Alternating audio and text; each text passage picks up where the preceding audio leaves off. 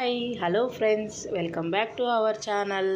చూడండి, శ్రావణ మాసంలో ప్రతి ఒక్క ఇంట్లో చేసుకునే శనగల స్పెషల్ ఈరోజు మన వీడియోలో చూసేద్దాం. శనగల వేపుడు ఎలా తయారు చేయాలో చూసేద్దాం.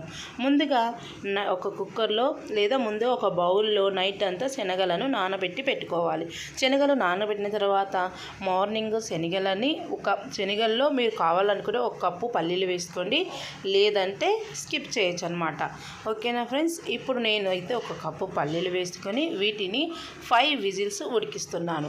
నాన్న కూడా శనగలు కంపల్సరీగా 5 విజిల్స్ పెట్టుకోవాలి, అప్పుడే మెత్తగా ఉడికిపోతాయి, లేదంటే సరిగా ఉడకవన్నమాట. ఇది మాత్రం గుర్తుపెట్టుకోండి.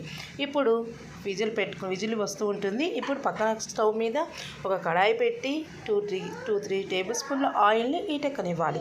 ఆయిల్ ఈటెక్కిన తర్వాత ఒక 3 ఆనియన్స్ సన్నగా కట్ చేసుకొని వేసుకొని వాటిని కొద్దిగా రెడ్డిష్గా వచ్చేలాగా వేయించుకోవాలి.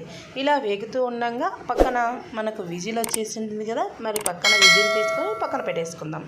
ఓకేనా ఫ్రెండ్స్, ఇలా చూడండి చక్కగా ఉడికిపోయాయి శనగలు. మనం డైరెక్ట్ నానబెట్టినవి తర్వాత వేపుడు చేసుకుంటే మాత్రం సరిగా ఉడకవు, తినడానికి కూడా సరిగా రాదు. కాబట్టి కంపల్సరీగా సాల్ట్ వేసుకొని లేదా సాల్ట్ లేకుండానే శనగల్ని ఉడకబెట్టుకోండి. ఓకేనా, ఇప్పుడు చూడండి అంతలోగా ఆనియన్స్ చక్కగా వేగిపోయాయి. ఇప్పుడు ఉడకబెట్టిన నీళ్ళతో సహా ఇందులో వేసేయండి. వాటర్ అయితే వంపి వేయద్దు, ఎందుకంటే మనం నానబెట్టినాము కడిగి కాబట్టి ఆ ఫ్లేవర్ అంతా వెళ్ళిపోతుంది. ఉడకబెట్టిన నీళ్ళతో సహా ఇప్పుడు శనగలని ఇందులో వేసుకున్న తర్వాత ఇందులో ఒక స్పూన్ పసుపు, ఒక తగినంత సాల్ట్.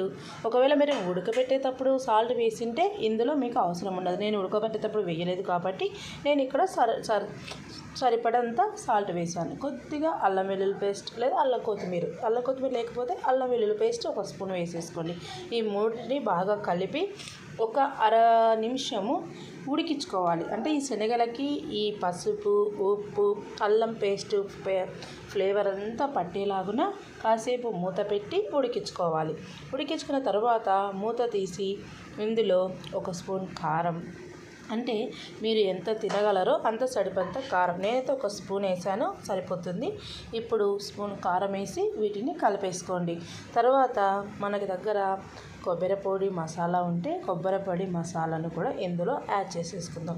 ఇంకా కాస్త మాకు గ్రేవీ కావాలనుకునే వాళ్ళు కొబ్బరి పొడి మసాలా వెల్లుల్లిని మిక్సీ పట్టుకొని ఆ మిక్సీ పట్టిన పేస్ట్ని ఇందులో వేస్తే మీకు చాలా గ్రేవీగా వస్తుందండి. ఈ కర్రీ ఈ వేపుడు చాలా గ్రేవీగా వస్తుంది. నేనైతే డైరెక్ట్ వేస్తున్నాను. మీరు మిక్సీ పట్టుకొని కొద్దిగా వాటర్ వేసి మిక్సీ పట్టుకొని వేసుకుంటే మాత్రం చాలా గ్రేవీగా వస్తుంది. ఇప్పుడు ఒక స్పూన్ కొబ్బరి పొడి, ఒక స్పూన్ గరం మసాలా వేసి వీటిని బాగా కలిపేసుకోండి. ఓకేనా, కొద్దిగా మూత పెట్టి వీటిని కొద్దిగా వాటర్ వేసాం. ఆల్రెడీ మనకు వాటర్ ఉంది. మీకు కొద్దిగా ఇంకా గ్రేవీ కావాలనుకుంటే కొద్దిగా వాటర్ వేసి మూత పెట్టి ఉడికించుకుంటే చూడండి, శ్రావణ మాసంలో చిటికలో తయారైపోయే శనగల వేపుడు తయారైపోతుంది. ఓకేనా ఫ్రెండ్స్, మూత పెట్టి నేను ఉడికించి తయారు చేశాను, చూసేయండి. ఓకేనా, ఎంతో టేస్టీగా ఉండే ఈ శనగల వేపుడును మీరు కూడా కంపల్సరీగా ట్రై చేయండి. మీకు ఎలా కుదిరిందో మాకు కామెంట్స్ రూపంలో తెలియచేయండి. అలాగే నా ఫ్రెండ్స్, మా ఛానల్ని సబ్స్క్రైబ్ చేయండి. మా ఛానల్ని సబ్స్క్రైబ్ చేసి బెల్ ఐకాన్ మీద ట్యాప్ చేయడం వల్ల మేము పెట్టే సింపుల్ వీడియోస్ మీకు నోటిఫికేషన్ రూపంలో వస్తాయి. ఓకేనా friends, thanks for watching. Share my video. Bye friends, thanks for watching.